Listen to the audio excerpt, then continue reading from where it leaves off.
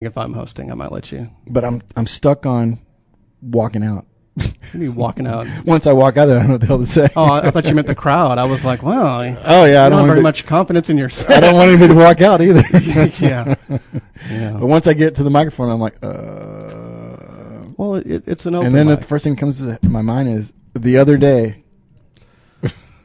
You better have a pretty dominant punchline then, because the crowd's going to turn on you. Thanks. Like, we should have came to this open mic another day, because we're not feeling this. No, just have fun like you do here. I mean, it's an open mic. Yeah, but there's people in front of me, though. There's people probably listening. Lord willing, we hope there's people there. Yeah. Usually it's just a room full of comedians that's heard your set about 900 billion times. Wow. So. I still feel the crickets and then maybe a little bit of... It's just me waiting to go on next. Gotcha. No, it's an open mic. You can't bomb in an open mic. Open mic's like a workshop. That's not true. Because I know me, I'd invite all my friends to come out and everything, and then I would just bomb in front of them. Well, I mean, don't do that. We don't invite anybody. Well, we want people to come, but I mean, if you're going to get all emotional about it and write it in your dream journal, wait a couple dream journal. That'll be, I walk out and I'm like, hey, all right, I'm going to suck tonight, by the way. And I didn't invite nobody, so I don't know any of y'all. Well, that's a whole different show. And right now I'm imagining y'all naked. That's what the guy told me. You're like, oh, I've heard that one 50,000 times. And then this 16-year-old stands up, I'm leaving. Stop looking at my daughter like that. Wow. We miss Bible study for this? It's on Wednesday night or Tuesday night. What night? Depends where you go. Yeah, it's every night, and then I've got an open mic at a 4-day weekend on April 19th. Sign-ups at 7:30, and I better do a Wednesday night so that the church people are in church in case I get dirty. That was the thing about getting people to come out to a show on Sunday night. They go to church and they've already apologized for everything they've done the weekend. Hey, you're starting your effing week. Get in here. Yeah, they don't want to. They don't want to redo it. They They don't want to redial God. Come on, it's the beginning of the week. Yeah, no, they don't want to do that, but you should. April 19th. Should I call it? Should I promote it that way? See the stand-up debut? Yeah, right. And that's at the big theater. Yep, 4-day weekend downtown Fort Worth. They're gonna try it out. They said, hey, we want to give it a shot, and they're all about performance and promoting and what. And then I have friends that work there. Do you? Yeah. You mean you did? I will have after I go there. I'm like, dude. No, a good friend of mine is the stage manager for 4-day weekend. And then Lauren, that used to be on our show, performs there on Tuesday nights already. You know what I would like? If you went on stage and if it wasn't going well, and then you just turned on like the audience and then the stage manager going, well, at least I wrote my stuff. They just make it up as they go along. And I'm just sitting there with my phone just taping it the entire time, giggling like a little girl.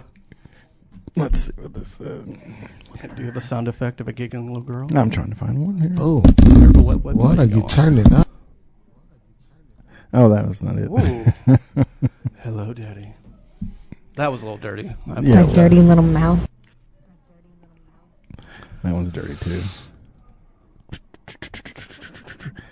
Man, we got to get more little sound bites in here. Say something stupid so I can save it. You didn't get enough last week? No. There you go. There's one. Oh, wow. I would go there, but What is stopping you? I don't know. Is that what you said to your wife? What is stopping you? No, is that... That one, too. Oh, boy, I can see where this is going, especially on nights like this when, let's say, she doesn't come in or Steph doesn't come in. It's going to be a battle between me and you. A little smack talk.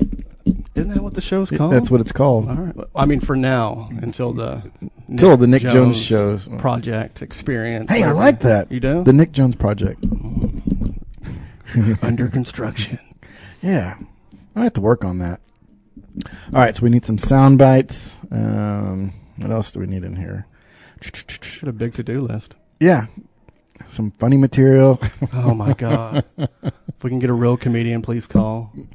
The number is 817-405-3505. Oh, remember we were talking about hecklers? I can't wait for your first show. Oh, let's get some hecklers on the line now, man. Let's do it. I'm going to put that out there. We need hecklers to call in. I'll say, have you ever been a heckler at a comedy club? Is this a drinking game we're about to play? Because I can play it now because my wife's not here. I can't drink. You're like, but I'll play anyway. And then I find out way too much about you. Yeah. Oh, the game I never, huh? Is that what you're talking about? Yeah, there it is. Go ahead, we'll start. You go first. I'll drink my water. In a small room with a guy. This is not how I pictured it to be. Have you ever kissed a man before? He just drank! I'm tapping out. Hey, I don't want to play this game. Yeah. Oh, it's camp all over again. Oh, man. Stephanie used that one last week, or a couple of weeks ago. I can't remember what we were talking about. And she goes, well, there was that one time in band camp. I'm like, oh, God. Yeah. Please don't tell me. She says crazy stuff like, we were talking, I don't know how, this show goes sexual a lot for some reason. Imagine that. I don't understand why. I'm probably bringing the show down a lot by not doing that. That lady telling us not to. Don't be dirty. Yeah. Now I'm holding back. Don't. Trust me. You dick! Sorry. I'm holding back. No, you're cheating. You're using sound bites. That's the way to do it. That is. I didn't say that. I didn't say that. You have no proof. No. It wasn't me. That's why I have to make my own sound bites and go, that's not me. In a strange voice, like, you dick! And then I'll play it back.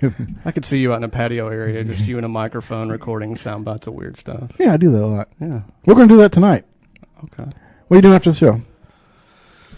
My wife's listening. So Uh-oh. We're not going to go to the strip club or anything. Well, I don't want to go then. Let's put somebody through college. Let's do it. Wow. A future nurse, maybe. There you go. That's what they say. They Anyway. all say that. Mhm. Well, dental hygienist. I'm Yeah. like, what the hell? You didn't even clean the pole before you did that upside down cartwheel. You're not touching my teeth.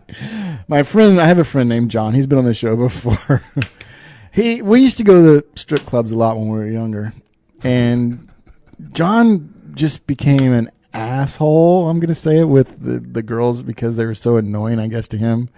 And he would just like throw his money at them, literally. So he pretty much coined the phrase of making it rain. Yeah, I think so. Okay. But he would use it as rocks. Oh my God.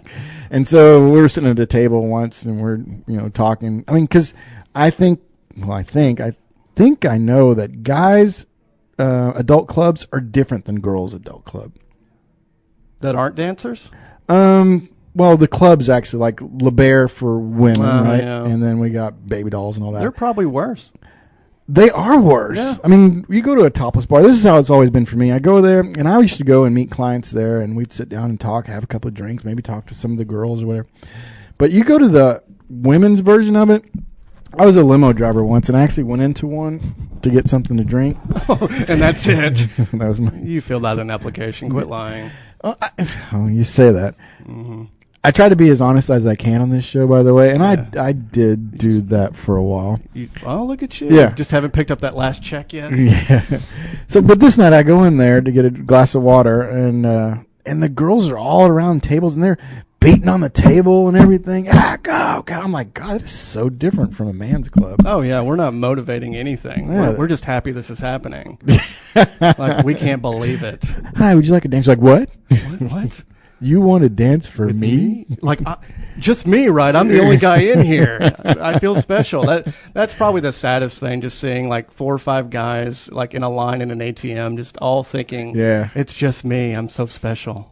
I learned that a long time ago. I kind of worked in that business as well. But My God. yeah, I do a lot. Let's of just read off your resume. Dude, you don't want to do that. Anyway, There's some stuff that Stephanie doesn't know about, isn't there? yeah, those movies I used to make are not good at all. Well, they were good, but I'm just saying They were good. Anyway, I learned a lesson in there, man. I went in there for exactly what it's called, adult entertainment. Don't go in there to try to find a girlfriend. You're going to come out broke, and you won't be able to find anybody. That's true. And I really do believe it's like alcohol or anything. It's an addiction. People go in there and they go all the time. And I'm like, man, that's too much for me. Yeah. The last time I went was for a bachelor party. And I took my friend. He lives in Kansas City, but he was getting married that week or in a couple days or whatever. And so he actually surprised me. I didn't think he was coming. And he shows up and he's like, hey, let's go have a good time or whatever. So I take him to a strip club, but bring your own beer, because nothing says, classy than bring your own beer. Those are usually like totally new, dude. Are they?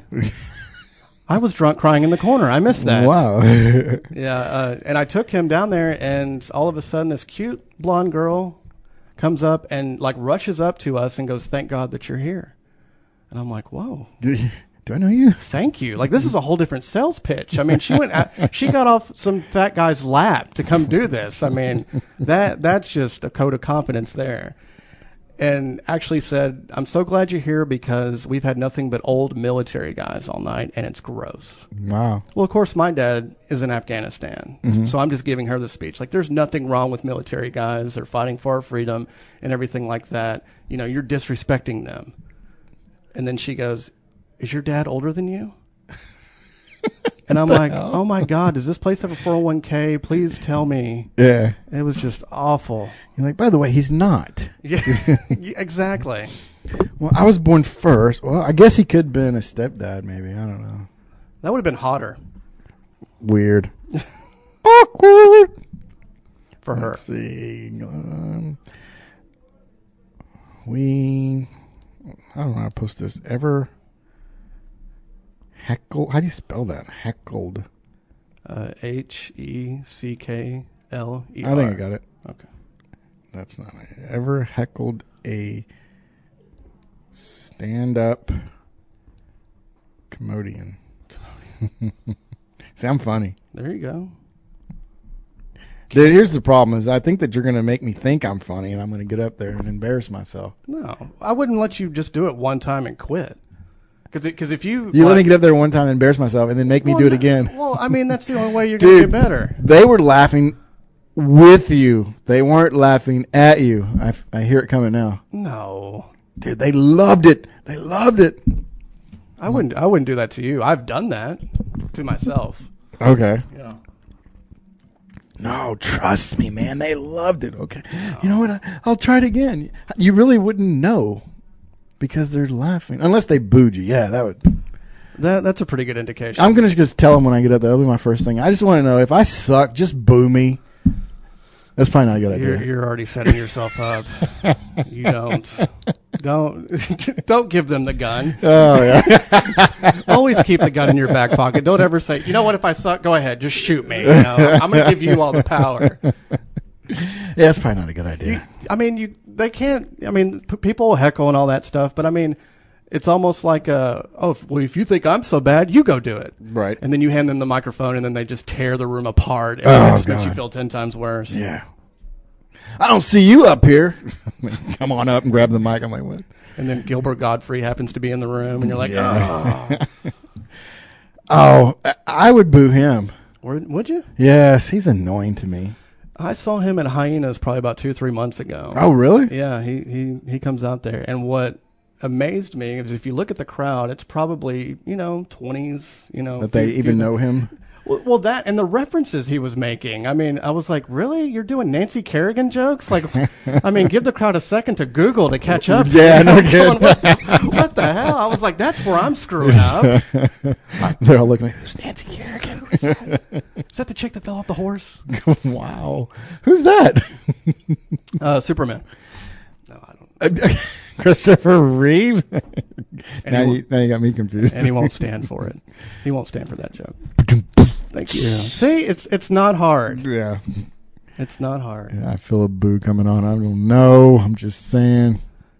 You got to try it. There's no sound effects for a boo in here. That's crazy. Let me pull up my last set. Hold on. Oh, yeah. You said they do give you a tape of the show? Well, if you're doing like a showcase like what I did, and there's a bunch of comedians that have do their own production and stuff like that, and if you find a nice person that'll do it, They'll tape it for you and. So like video on your phone or something. Well, like this one's a production. Like he does production type stuff and videotapes for different companies and stuff. But I mean, like an actual open mic, you'd probably have